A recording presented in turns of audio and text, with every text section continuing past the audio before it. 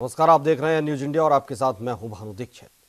जयपुर नगर निगम में कांग्रेस पार्षदों के सहयोग और बीजेपी पार्षदों के क्रॉस वोटिंग से बीजेपी के बागी विष्णु लाटा के महापौर बनने का मामला विधानसभा में गूंजा। इस दौरान बीजेपी और कांग्रेस विधायकों के बीच आरोप प्रत्यारोप भी हुए। ये निश्चित है कि पार्टी के लिए जयपुर जैसे शहर में ये अफसोसजनक है और इसके जो दोषी थे उनको निष्कासित किया 6 वर्ष के लिए। इसी तरीके से जो लोग इसमें और लिप्त होंगे, जिन्होंने क्रॉस वोटिंग करी है, पार्टी उस पर सख्त कार्रवाई निश्चित रूप से करेगी।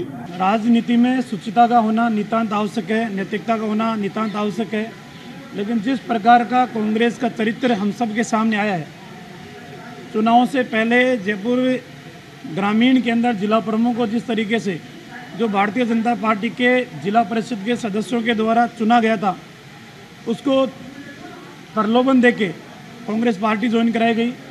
और जिस तरीके से कल नगर निगम के अंदर कांग्रेस पार्टी ने जिस तरीके का चरित्र दिखाया, उसके बारे में मुझे बयां करने की आवश्यकता नहीं है। कल का जो नगर निगम का जो एपिसोड रहा, मैं उसके दूसरे पक्ष में भी कहूँगा कि आज तक भारतीय जनता पार्टी हो चाहे कांग्रेस हो, पिछले 50 साल में जयपुर में इस तरह की हॉर्स ट्रेडिंग की परंपरा नहीं थी। लेकिन जिस प्रकार से कल सत्ता पक्ष ने जयपुर के इतिहास में जो एक कलंकित करने का काम किया, और मैं पार्टी के भी कुछ लोगों ने जो विद्रोही रुख अपनाया या जो भी किया, उसकी तो पार्टी जांच करेगी। लेकिन जिस प्रकार का कांग्रेस का जो एक नैतिक चरित्र कल देखने को मिला कि जीते हुए किसी पार्टी के पार्षदों को सत्ता का लालच देकर सत्ता पक्ष उसका दुरुपयोग करके तो जिस प्रकार की हॉर्स ट्रेडिंग की गई, मैं समझता हूँ कि कांग्रेस के चरित्र को उजागर करता है। निश्चित रूप से ये तो सबके सामने है कि क्रॉस वोटिंग हुई है, पार्टी के अंदर किसी न किसी ने इस प्रकार का बर्ताव किया है। उसके तहत जो कुछ भी अनुशासन में कार्रवाई हो सकती है वही करेंगे। जो हुआ है वो सब लोगों ने देखा है, इसको कोई छुपाने की बात भी नहीं है। और इसलिए हमने जो महापौर बना है उसको निलंबित कर दिया है और बाकी लोगों की जाँच के लिए कमेटी बनाई है। वो जब रिपोर्ट देगी तो बाकी सबके खिलाफ भी कार्रवाई करेंगे। जिस माँ ने पैदा किया उसके दूध की सौगंध, इससे बड़ी बात नहीं है। ये चोर हैं, चोरी की बातें ये करते हैं। ना तो हमारे पास फालतू पैसा, ना हमें जरूरत है, क्यों खरीदेंगे? किसके पास फुर्सत है? वो तो अपने आप ही लड़ाई लड़ा के खरीदाए थे। विष्णु लाटा के साथ ये जो 20 लोग थे, उनमें से ये लोग मेरे से मिले नहीं है। हमने तो हमारे 26 वोट डलवा दिए। मैं तो कल विधानसभा में था, आपने देखा है। ये चोरी करते हैं, बेईमानी करते हैं, पापी हैं। इसलिए जैसा ये कर्म। Jaipur pink city press club में काव्य संध्या कवि सम्मेलन का आयोजन किया गया, जिसमें 15 प्रतिष्ठित साहित्यकारों को सम्मानित किया गया। कार्यक्रम का आयोजन अंतर्राष्ट्रीय काव्य फाउंडेशन की ओर से किया गया, जिसमें मुख्यमंत्री अशोक गहलोत, मंत्री बीडी कल्ला समेत कई नेताओं और साहित्यकारों ने शिरकत की।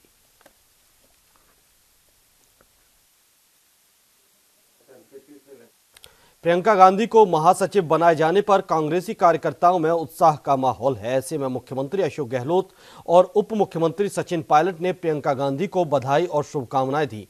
साथ ही उन्होंने राहुल गांधी के फैसले का स्वागत भी किया।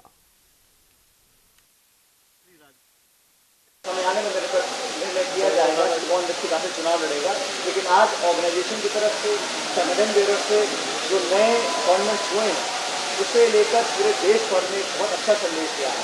और जैसा मैंने कहा कि पहले प्रियंका जी ने कांग्रेस पार्टी की मदद करी, बल्कि पिछले से उन्होंने गांधी जी के चुनावों में राहुल जी की बहुत मदद करी है। लेकिन आज एक ऑफिशियल अपॉइंटमेंट जो उनका हुआ है, उससे मुझे लगता है कि कांग्रेस को नई ताकत मिलेगी और तमाम जो विपक्ष के दल थे उन लोगों को अब बहुत संभल कर काम करना पड़ेगा। क्योंकि 20 साल से प्रियंका जी कब पॉलिटिक्स में आएगी, ये मीडिया में भी, आम लोगों के अंदर भी और कार्यकर्ताओं में चर्चा होती रही। आखिर में माननीय कांग्रेस अध्यक्ष राहुल गांधी जी ने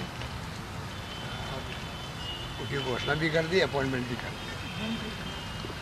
मैं समझता हूँ कि उनके आने से और कांग्रेस को बल मिलेगा। और राहुल गांधी जी की जो सोच है, जो संदेश है, जो एजेंडा है देश के लिए, और मोदी जी के कुशासन का अंत करने का, फासिस्ट ताकतों को घर भेजने का, उस पर बल मिलेगा। राजनीतिक हलकों में किसानों की कर्ज माफी का मसला अब सदन से सड़क तक आ गया है। सरकार की ओर से लगातार ये कहा जा रहा है कि बीजेपी इस मुद्दे पर नैतिकता खो चुकी है। वहीं उप मुख्यमंत्री सचिन पायलट ने कहा कि बीजेपी किसानों की कर्ज माफी पर राजनीति कर रही है। काम करने का तरीका, भारतीय जनता पार्टी वो नैतिकता खो चुकी है जहां वो किसान की बात भी कर सके। कांग्रेस पार्टी ने, राहुल गांधी जी ने ऐलान किया, तीनों राज्यों के अंदर 10 दिन का समय मांगा था और 48 घंटे में हमारी सरकारों ने घोषणा करी है कि किसानों का ऋण माफ़ करेंगे।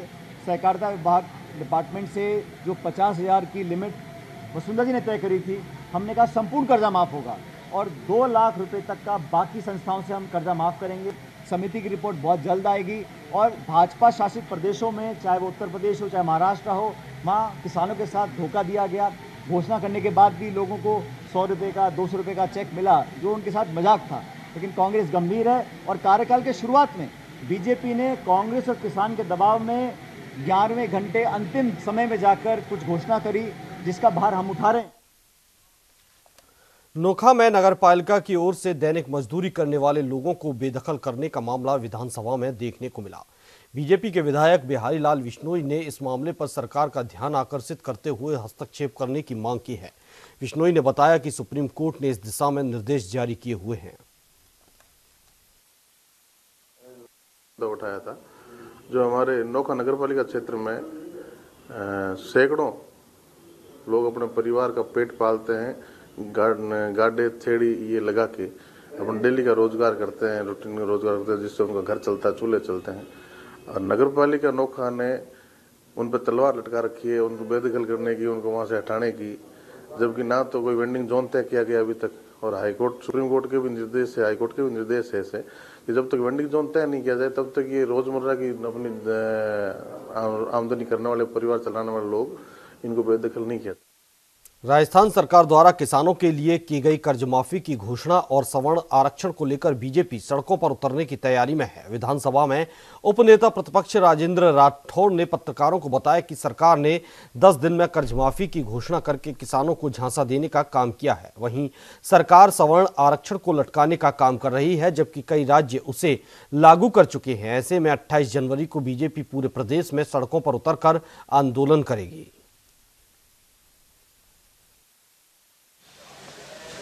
विधायक दल की बैठक में जो घोषणा हुई है हमारी, उसके अनुसार इसी 28 तारीख को सभी विधानसभा क्षेत्र में कर्जा माफी में वादा खिलाफी करने के लेकर 10% में आरक्षण व्यवस्था लागू करने को लेकर और 3500 रुपये गरीब को, शिक्षित बेरोजगार को प्रतिमाह वजीफा देने की जो बात कही, उनको बातों को लेकर हम जनता के बीच में जा रहे हैं। जिला प्रमुख मूलचंद मीणा पर आया अविश्वास प्रस्ताव बहुमत सिद्ध न होने के चलते खारिज हो गया। अब जयपुर में वापस से मूलचंद मीणा ही जिला प्रमुख पद पर काबिज रहेंगे। पेश है एक रिपोर्ट। जयपुर के जिला परिषद ऑफिस में अविश्वास प्रस्ताव पारित कराने के लिए सुबह से ही बीजेपी के सदस्यों की जोर आजमाइश दिखाई दे रही थी। आज इस अविश्वास प्रस्ताव को पारित कराने के लिए कुल 29 सदस्य जिला परिषद कार्यालय पहुंचे, जहां सबसे पहले इन्होंने अपना रजिस्ट्रेशन करवाया और बैठक में भाग लेने के लिए सभागार पहुंचे। सुबह 11 बजे से ही अविश्वास प्रस्ताव पर चर्चा के लिए बैठक शुरू हुई। इस बीच कांग्रेस के सदस्यों का इंतजार भी जारी रहा, लेकिन कांग्रेस सदस्यों की ओर से ना तो कोई जवाब आ रहा था, ना ही वह इस बैठक में पहुंचे। जब एसईओ प्रिय वृक्षचारण ने सदन से बाहर आकर 1 बजे ही मौजूद सदस्यों के साथ वोटिंग शुरू कराने की घोषणा कर दी, पूरे नाटकीय घटनाक्रम में बीजेपी को एक बार फिर उसका ओवर कॉन्फिडेंस ले डूबा और बहुमत साबित नहीं होने से बीजेपी को हार का मुंह देखना पड़ा। जयपुर में आज जिला परिषद जयपुर में जिला प्रमुख के विरुद्ध अविश्वास प्रस्ताव पर बैठक आयोजित की गई थी। बैठक में हमारे पास 29 सदस्य आए थे टोटल, जिसमें सबने चर्चा में पार्टिसिपेट किया।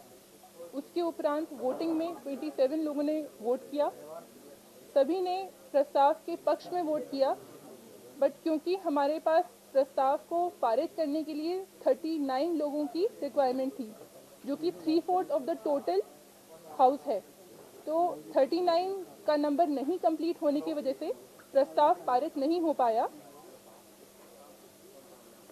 हम जो 2 सदस्य थे वो कौन थे और उन्होंने वोट कास्ट किया? ये एक सीक्रेट बैलेट है, तो हमने एक सीक्रेट बैलेट की तरह से ये प्रक्रिया करी है। दरअसल बीजेपी के जिला परिषद सदस्यों का दावा था कि हम बहुमत के साथ अविश्वास प्रस्ताव को पारित कराएंगे। कांग्रेस के भी 10 से 12 सदस्यों के साथ लेकर इस अविश्वास प्रस्ताव को गिराने की हर मुमकिन कोशिश की जा रही थी, लेकिन यहाँ भी कांग्रेस अपनी कूटनीति को भुनाने में कामयाब रही और कांग्रेस के किसी भी सदस्य ने बीजेपी सदस्यों का समर्थन नहीं किया। आज कांग्रेस जिला परिषद के सदस्यों को पीसीसी बुलाया गया था और व्हिप जारी कर बैठक में शामिल होने से मना कर दिया गया था। तो अविश्वास प्रस्ताव हम लेकर के आए थे, एक व्यक्ति विशेष और उसकी कार्यशैली पर था और आज 4 साल के कार्यकाल के बाद भी हमें बड़ी खुशी है कि हमारी भारतीय जनता पार्टी के 27 के 27 सदस्य एकजुट है। एकता से 27 के 27 ने अविश्वास प्रस्ताव रखा था, 27 ने इसके पक्ष में मतदान करके इसको लाने की कोशिश की। जो उन्हीं की संख्या के आधार पर इसमें 39 संख्या, ये संख्या बल पर निर्भर चीज़ थी। जो एक्ट बना हुआ उसमें 39 सदस्य चाहिए। हमारे सम्मानीय कांग्रेस के साथीगण जिन्होंने हमको कहा था कि हम इस व्यक्ति के खिलाफ हैं, इस व्यक्ति ने वाकई अपने व्यवहार से और कार्य से सब लोगों को दुखी किया, जिले के विकास में बहुत बड़ा अड़ंगा बन गया। पहल नहीं हुई, हमारी तरफ से हमारा पूरा प्रयास रहा है और हमारी पार्टी के मतलब 27 मेंबर तो हम थे ही, लेकिन कांग्रेस वालों ने भी पहले तो बोला था कि ठीक है समर्थन में, और विकास के मुद्दों पे उन्होंने ठीक है भाई विकास नहीं हुआ तो वो भी हमारे समर्थन में थे, लेकिन पता नहीं उनकी क्या परिस्थितियाँ रही, वो लोग यहाँ तक नहीं पहुँच पाए, इसका तो उन लोगों को ही पता है। आप संपर्क में थे लगातार बातों? बिल्कुल सर, बिल्कुल संपर्क में थे हमारे, और उन लोगों ने हमें पूर्ण विश्वास दिलवाया था कि हम आपके साथ हैं, फिर भी पता नहीं। बिल्कुल सर, धोखे में रखा है हम लोगों को। बहरहाल एक बार फिर यह साबित हो गया है कि विधानसभा चुनावों के बाद कांग्रेस पूरी तरह एक्टिव मोड में आ गई है। निगम चुनाव के नतीजे हो या जिला परिषद की शिकस्त, कांग्रेस की कूटनीति बीजेपी पर भारी पड़ रही है। न्यूज इंडिया के लिए संवाददाता हीना ताज की रिपोर्ट। जिला परिषद में हुए विश्वास मत के बाद जिला प्रमुख मूलचंद मीना परिषद कार्यालय पहुंचे, जहां कांग्रेसी सदस्यों ने उनका जोरदार स्वागत किया।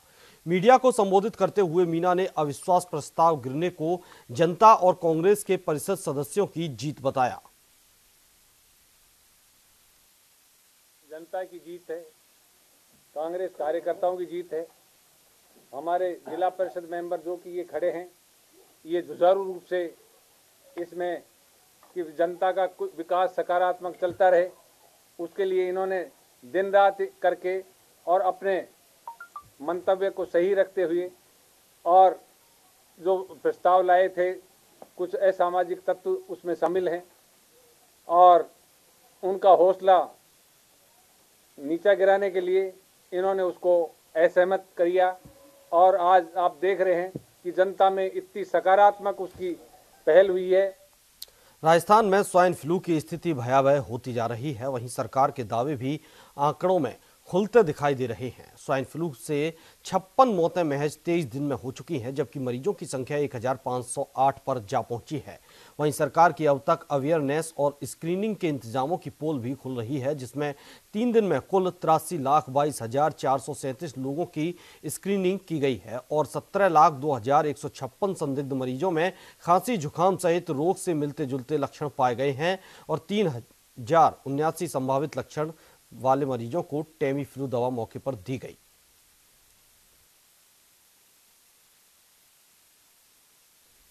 जयपुर सीएमएचओ डॉक्टर नरोत्तम शर्मा के निर्देश पर आज फिर कार्रवाई की गई। जिले के सरना डूंगर इंडस्ट्रियल एरिया की फर्म जय इंडस्ट्री पर कार्रवाई की गई। इस दौरान सिंथेटिक हरा रंग चढ़ाकर मूंग की दाल बेचने का काम किया जा रहा था।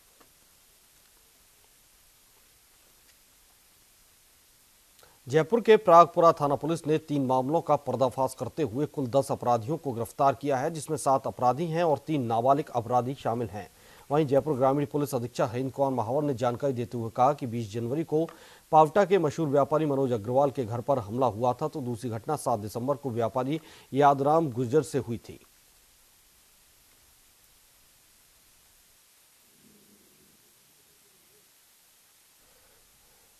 ब्यावर में नगर परिषद मार्ग के कृष्णा फैशन स्टोर पर चोरी का मामला सामने आया है। दरअसल स्टोर पर कपड़े खरीदने आए युवक ने दुकानदार को झांसे में लेकर पहले तो कपड़े खरीदे, फिर पैसे देने की बात पर दुकानदार को कहा कि रोडवेज बस स्टैंड के पास की दुकान से पैसे लाने पड़ेंगे, जिसके लिए अपने एक लड़के को मेरे साथ भेज दीजिए। तो वहीं जैसे ही आरोपी युवक बस स्टैंड के पास कृष्णा फैशन स्टोर के लड़के के साथ पहुंचा तो उसे झांसा देकर बाइक से फरार हो गया।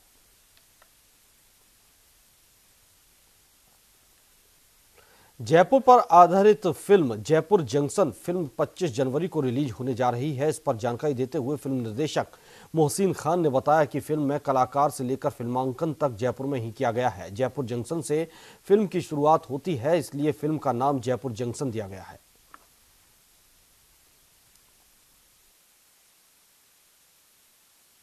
चुरू के सरदार शहर में जुलाई 2018 में लगाए गए 1 लाख पौधों की देखभाल पर बैठक आयोजित की गई। इस दौरान बैठक में स्कूलों के प्रधानाध्यापक, सरपंच और अधिकारियों से पेड़ों के बारे में जानकारी लेकर पेड़ों को बचाने और अगले साल बरसात के दिनों में और नए पेड़ लगाने पर विचार किया गया।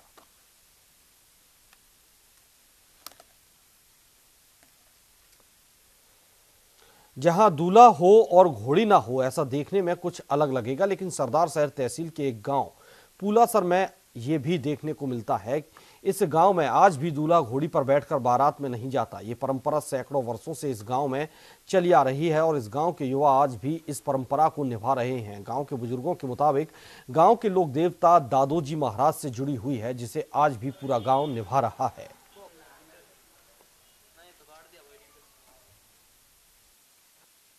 आस्था का केंद्र दादोजी की शक्ति साक्षात अठ है, स्थापित है, विराजमान है। ये वास्तव आस्था को केंद्र है। और पुलासर बसो विक्रम संवत 1444 में बीकानेर से भी पहले को बसो है। और पुलासर जो है एक काशी को टुकड़ो है। इन बनारस या काशी की कमा तो कोई अतिशयोक्ति को नहीं। पुलाराम सारण और धेड़ देव जी महाराज हाँ, धेड़ देव जी तो एक विद्वान व्यक्ति हा, बहुत ही पंडित हा। और पहले मुसलमाना का राज होया करता, फिर क्षत्रिया का राज गया। बे टाइम भी मारो गांव हो तो बिल्कुल स्वाधीन हो, मांगे अधीन में कोई हो नहीं। हमारे गांव के सार क्रिया नहीं, हमारे गांव का कोई मक्खर है, कोई बाहर को निकलतो नहीं, तो हमारे गांव का मक्खर सड्डियों को निकलतो नहीं। अलवर के तिजारा कस्बे के जैन कन्या महाविद्यालय में पुलिस मित्र का सम्मान समारोह आयोजित किया गया। समारोह में बतौर मुख्य अतिथि पहुंचे जिला पुलिस अधीक्षक राजीव पचार ने पुलिस मित्र की वर्दी का विमोचन किया। तिजारा थाना अधिकारी अनिल शर्मा की पहल पर तिजारा क्षेत्र में शांति कायम रखने के लिए पुलिस मित्र टीम का गठन किया गया है।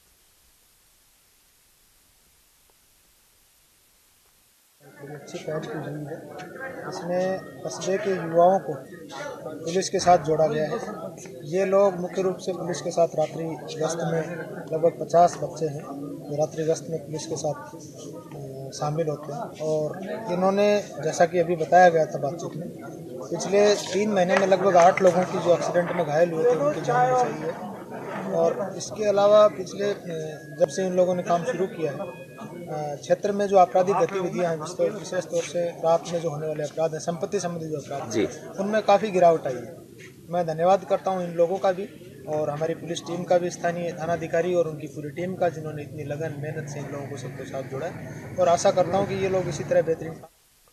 कहते हैं समाज तभी आगे बढ़ेगा जब बेटियों को सम्मान मिलेगा। जी हां, जैसलमेर के सरहदी जिले जैसलमेर में बेटी बचाओ बेटी पढ़ाओ सप्ताह के अंतर्गत इसी को सार्थक करते हुए बालिका जन्मोत्सव कार्यक्रम का आयोजन किया गया, जिसमें नवजात कन्याओं और उनकी माताओं का सम्मान किया गया। ये हम अभी एक पूरा सप्ताह मना रहे हैं बेटी बचाओ बेटी पढ़ाओ पर। उस सप्ताह के अंतर्गत हमें अलग अलग बहुत सारी हम एक्टिविटीज़ कर रहे हैं। उसमें एक जो हमारे जो नई बच्चियाँ जहाँ जन्मी हैं उन माताओं का और उन बच्चियों का हम सम्मान कर रहे हैं। उसी की कड़ी के अंदर ये फंक्शन हमने यहाँ रखा था। ये और भी बहुत सारी जगह पर अपने ज़िले में और भी बहुत सारी जगह पर ये फंक्शन हुआ है। सारी CSCs और PSC पे जो DD ICDS है वो बता रहे सब जगह किया गया है। तो इसका यही करने का जो उद्देश्य ये है कि लोगों में बच्चियों के प्रति और संवेदनशीलता और उनको ये लगे कि भाई बच्चियाँ हर तरीके से बहुत इंपॉर्टेंट है और उनकी हमें बहुत अच्छी परवरिश करनी है। वही बच्ची हुई है छोटी सी और आज हॉस्पिटल में जिला प्रशासन द्वारा सम्मानित किया गया है।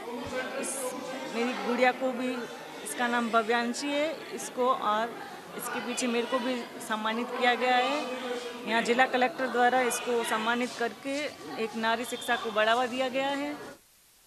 धौलपुर जिले के राजकीय महाविद्यालय में चल रहे सांस्कृतिक कार्यक्रम गोविंद उत्सव 2019 का समापन हो गया। समापन कार्यक्रम के दौरान छात्र छात्राओं ने अपने नृत्य प्रस्तुत किए। कार्यक्रम में बतौर मुख्य अतिथि पहुंचे पशुधन विकास बोर्ड के पूर्व अध्यक्ष जगमोहन सिंह बघेल ने अपने उद्बोधन में कहा कि बघेल ने छात्राओं को चरित्र निर्माण के बारे में बताया और अध्ययन के प्रति सजग रहने के लिए प्रेरित किया।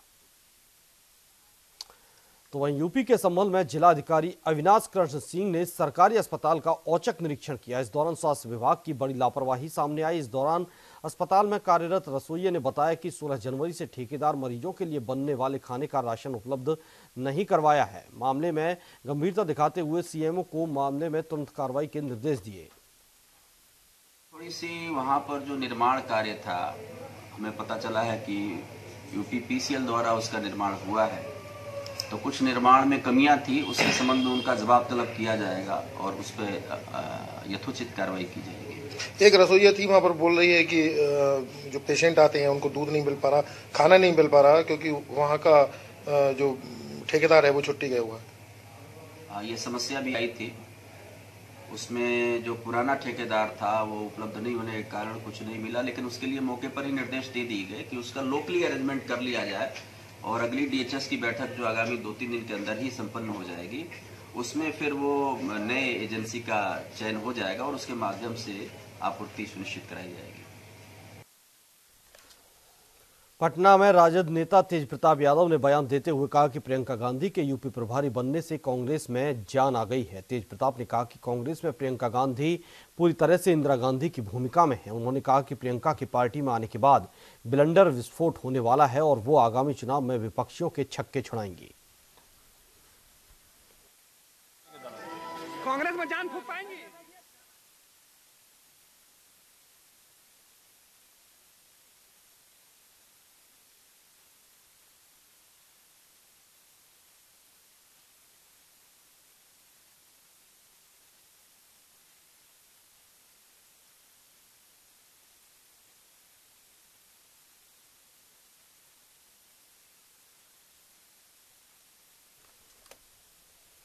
आजकल देश में इलेक्ट्रॉनिक बाजार में मशहूर मल्टीनेशनल कंपनियों के बीच बड़ी प्रतिस्पर्धा है, लेकिन अब आपको जानकर हैरानी होगी कि नैनीताल जिले के ग्रामीण इलाके कोटबाग की कुछ घरेलू महिलाओं ने अपने हौसले के दम पर इन कंपनियों को कड़ी टक्कर दे रही हैं। एक रिपोर्ट देखिए।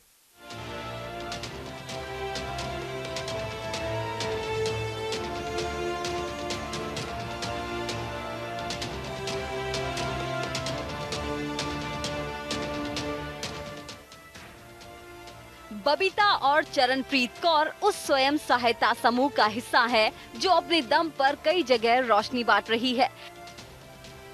कोटाबाग में करीब 9 महिलाओं को एक स्वयं सहायता समूह है जो पिछले 2 सालों से एलईडी बल्ब, बिजली की माला, झूमर बनाने का काम कर रही है। जहां एक तरफ देश में मल्टीनेशनल कंपनियां महंगे दामों पर एलईडी और अन्य इलेक्ट्रॉनिक आइटम बेच रही है, तो दूसरी तरफ चीन के इलेक्ट्रॉनिक उत्पादों ने भारतीय उत्पादों को पीछे छोड़ दिया है। ऐसे में ये महिलाएं अपने दम पर एलईडी बल्ब समेत अन्य आइटम खुद असेंबल कर रही हैं, जिनकी सप्लाई रामनगर, हल्द्वानी, काशीपुर के अलावा दिल्ली एनसीआर तक है। सर पहले क्या था, पहले ना तो समूह बने हुए थे। अब समूह के जरिए, पहले समूह बने तो समूह के जरिए हम लोगों को ट्रेनिंग दी गई इस चीज़ की। एलईडी लाइट्स, बल्ब, झालर, झूमर, ये सब कुछ बनाने की हमको पहले ट्रेनिंग दी गई। उसके बाद हमको बताया गया कि अगर आप इसको आगे रोजगार के रूप में अपनाना चाहते हैं तो आप इसको अपना सकते हैं। तो हम सभी महिलाएं तैयार हो गई इसके लिए। उसके बाद फिर हमने बाहर से सर से बात करके सर ने कहा कि इसके लिए आगे हम हेल्प करेंगे, आपको कच्चा माल प्रोवाइड कराएंगे। तो फिर उन लोगों ने हमें कच्चा माल प्रोवाइड कराया और उसके जरिए फिर पहले स्टार्टिंग में हमारी हेल्प किया करते थे, मतलब जैसे बनाने बनने में, और काफ़ी हमको समझाया। उसके बाद फिर धीरे धीरे करके जब अच्छे से महिलाओं का हाथ साफ हो गया तो महिलाएं खुद से इसको बना लेती हैं और खुद लोकल में भी सप्लाई करती हैं और दुकानों में जैसे कभी मंगाया जाता है जैसे दुकानों में भी रखती हैं और अपने स्तर से भी सेल करती हैं। जिस कंपनी ने 2 साल पहले इन महिलाओं को एलईडी बल्ब, अन्य आइटम बनाने की ट्रेनिंग दी, वहीं नोएडा में कोटाबाग महिलाओं के स्वयं सहायता समूह को रॉ मटेरियल यानी कच्चा माल उपलब्ध कराती है, जिसके बाद महिलाएं खुद इनको असेंबल करने में जुट जाती हैं। ये महिलाएं सस्ते दाम पर LED बल्ब, बिजली की झालर और झूमर तैयार कर रही है, जिसकी चमक इन महिलाओं के चेहरे पर देखी जा सकती है। हम लोग LED बल्ब, झूमर, झालर, कछुआ, मशरूम लाइट्स, LED लालटेन और बल्ब, ट्यूबलाइट, ये सब चीज़ें बनाते हैं। इससे हमें सब महिलाओं को रोजगार मिला है। हम समूह में 9 महिलाएं हैं। इस काम को करके हम सब महिलाओं को रोजगार मिला है। हम लोग पहले घर में खाली थे, अब हम लोग ये काम करते हैं। धीरे धीरे हमको भी व्यवसाय मिला है। हम लोग अपना बच्चों का काम करते हैं सर। इसमें पढ़ाई कच्चा माल कहाँ से लाते, कहाँ सप्लाई होती है? सर ये कच्चा माल हमें विवेक सर जिन्होंने ट्रेनिंग दी थी, नोएडा में फैक्ट्री है, वहीं से हम लोग मंगवाते हैं और हम महिलाएं घर में बैठ के बनाते हैं। और ये सर हमारी अलग अलग जगहों में ट्रांसफर होती है, जैसे कि देहरादून हो गया, हल्द्वानी हो गया, कोटाबाग है, बेलपड़ाव है, काशीपुर है, रामनगर है, दिल्ली है, इस जगह में ट्रांसफर। जिन महिलाओं के हाथ कभी चूल्हे चौके तक सीमित रहते थे, वो हाथ आज सोल्डर आयरन पकड़कर दूसरों को रोशनी देने का काम कर रहे हैं। उम्मीद की जानी चाहिए कि सरकार मार्केट के स्तर पर इन लोगों के लिए कुछ बेहतर पहल करे, तो ये महिलाएं बड़े स्तर पर बड़ी बड़ी मल्टीनेशनल कंपनियों को मात दे सकती हैं। न्यूज इंडिया के लिए हल्द्वानी से शैलेंद्र सिंह की रिपोर्ट। इस बुलेटिन में फिलहाल इतना ही। देखते रहिए न्यूज इंडिया।